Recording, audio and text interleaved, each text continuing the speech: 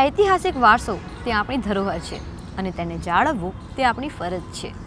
આવો જ એક ભવ્ય વારસો એટલે વિજયનગરમાં આવેલ પોલો ફોરેસ્ટના જૈન મંદિરો, જેનું જાળવણીનું કાર્ય ચાલી રહ્યું છે.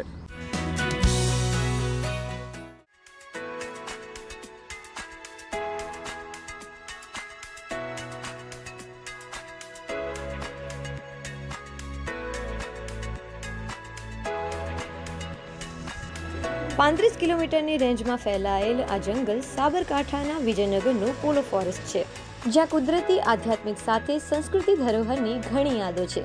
કોઈને અહીં શિવ મંદિરો ખેંચી લાવે છે, તો કોઈ કુદરતના ખોળે રમવા આવી પહોંચે છે.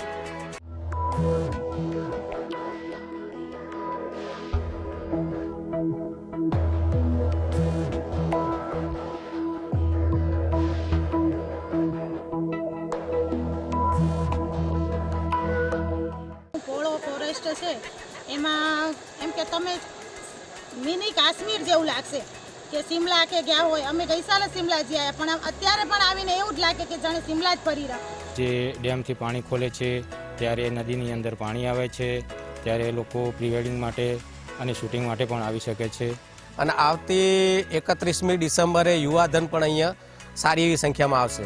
પરંતુ સરકારની જાહેર કરેલી ગાઈડલાઇન્સ પ્રમાણે એમને કઈ રીતનું સોશિયલ ડિસ્ટન્સિંગ રાખી પોતાની સુરક્ષા રાખવી એ એમના ઉપર નિર્ધારિત છે. આ સરકારની અહીંયા વિકાસની દ્રષ્ટિએ અહીંયા રેસ્ટોરન્ટો છે અને સારા એવા રિસોર્ટ પણ છે.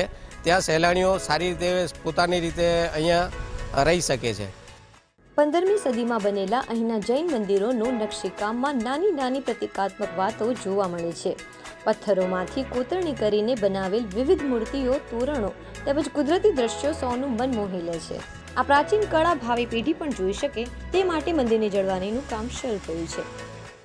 ખાસ કરીને સોલંકી કાળ એ સમૃદ્ધિનો કાળ ગણાય છે અને એ કાળ અને એના છેલ્લા તબક્કામાં એ સોલંકી કાળ કહેવાય છે.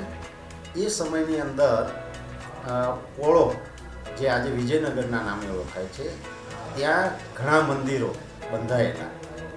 ત્યાં જે સાણેશ્વરનું મંદિર છે એ સૌથી પ્રાચીન છે અને 1498નો પાળિયો એ મંદિરના પ્રાંગણમાંથી મળ્યો છે અને એમાં મહારાજા ધીરાજ શ્રી રાણા કરીને લખાણ લખેલું છે.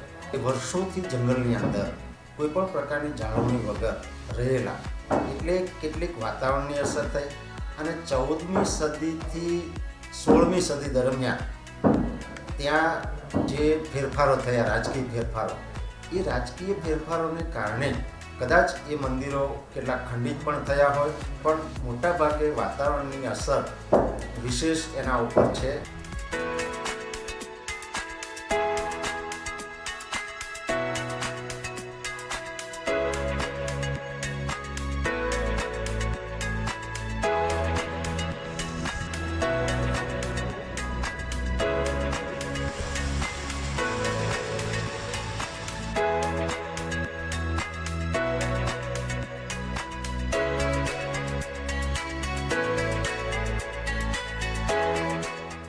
તો આમાં પુરાતત્વ ખાતા વિભાગ દ્વારા છેલ્લા લગભગ 1.5-2 મહિનાથી આ જે મોન્યુમેન્ટ છે, મંદિરો, અત્યારે જૈન મંદિર 1નું કામ શરૂ કરી દેવામાં આવ્યું છે.